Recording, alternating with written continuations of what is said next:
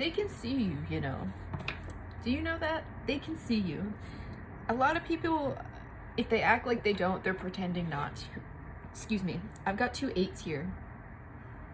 Felt like something got like caught in my throat, so they could be, you may feel like people either like get sort of tongue-tied around you,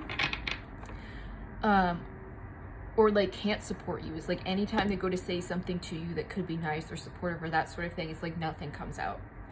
So that could be significant for you. But they see your hard work, they see all the work that you've put in.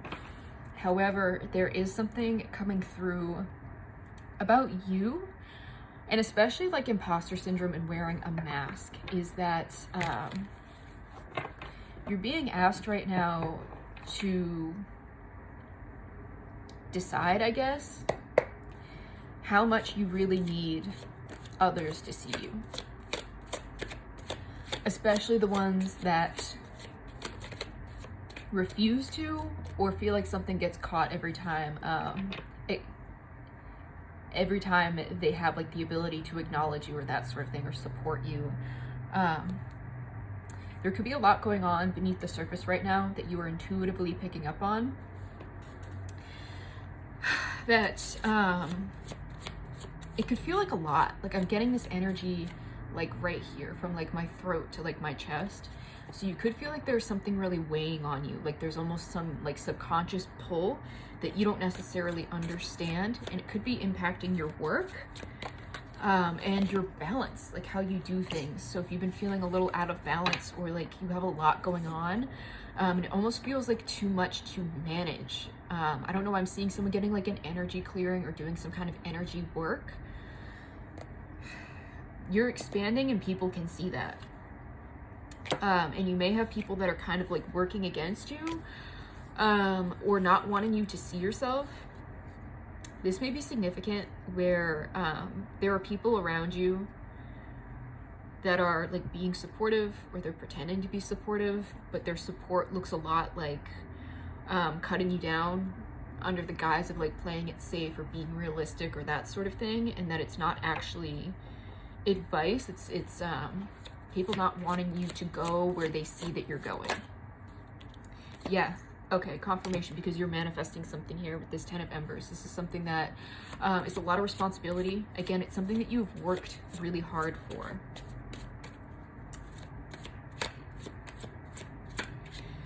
Yeah, this isn't something that necessarily came easy to you, but to other people it may look easy. I find that effortlessness and ease is the product of a lot of hard work, and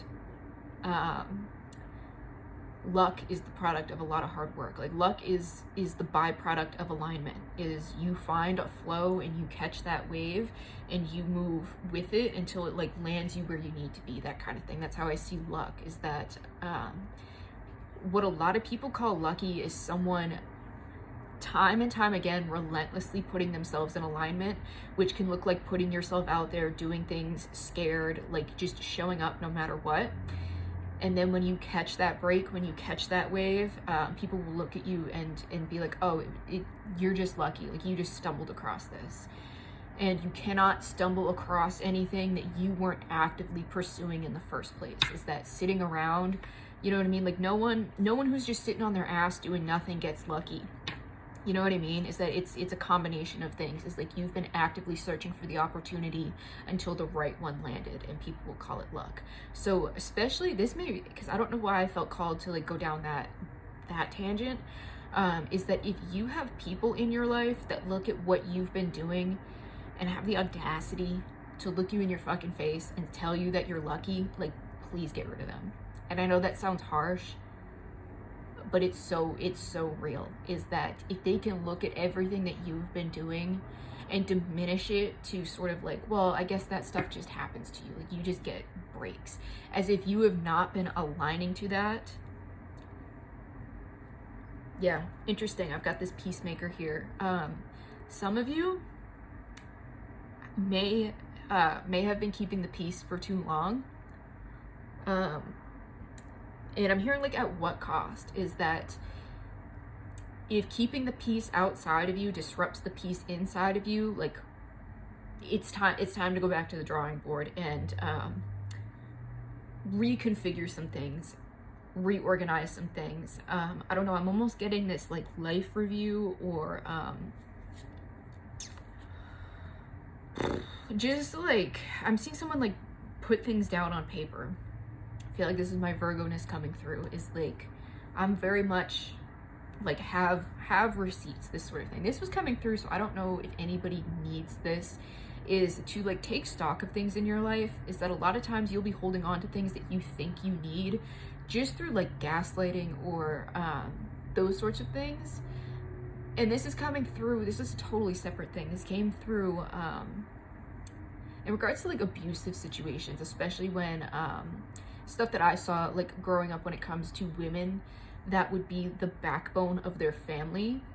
I grew up in like with a lot of heavy misogyny, that they are the backbone of the family. It's like unspoken, but their position is seen as worthless, and they felt like they couldn't leave because they felt like if they weren't supporting everybody, then they didn't have an identity. So they almost felt like they needed to hold on to like the shitty man or that sort of thing, or this like awful family unit, because they wouldn't be able to stand on their own 2 feet by themselves. Is there's almost this, because of like the gaslighting, is that like they're the ones that are managing the household. They'll even be the breadwinners in their fucking family, and they feel like I can't leave this shitty situation because I'm nothing. And it's like, because I've encountered this obviously in my own life, things I've seen from the women in my family, and then obviously like the friendships I've attracted throughout my life have been a reflection of things that I wasn't necessarily seeing in my family unit, that were coming to me from all angles, so I could like finally see myself reflected back.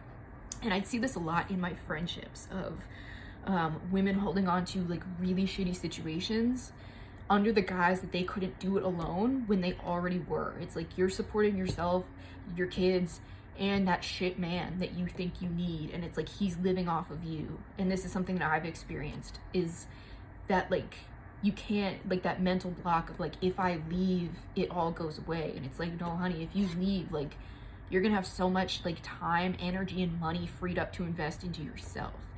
And that's one of those things, like I'll sit down with my friends and now like my clients, and we'll get like, I'm a Virgo, so I'm like, let's put this on paper so you've got receipts. Like, you know, let's take all your monthly expenses and put those out. Let's take everything that you're earning and put that out.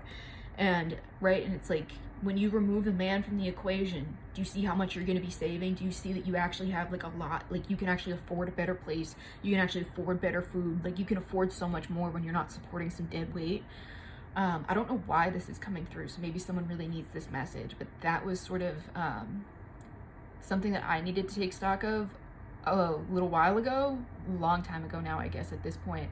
Like the people that I was supporting that I thought I needed, when they were the ones sitting on my back, they were the ones sitting on my fucking shoulders, and I'm thinking like, if I leave, you know, what's gonna happen to me? Like I'm not gonna be able to survive. And it's like, babe, you're gonna be fucking flying if you leave them behind. So that could be very significant, is that whose piece have you been keeping? Everybody else's or yours? And if you need help identifying that, there's a lot of 2s out here, so you could be seeing like 222 a lot. That to me is co-creation energy. I see it a lot as sort of a warning when I'm co-creating something kind of shitty. Like I know a lot of people see that as a love number.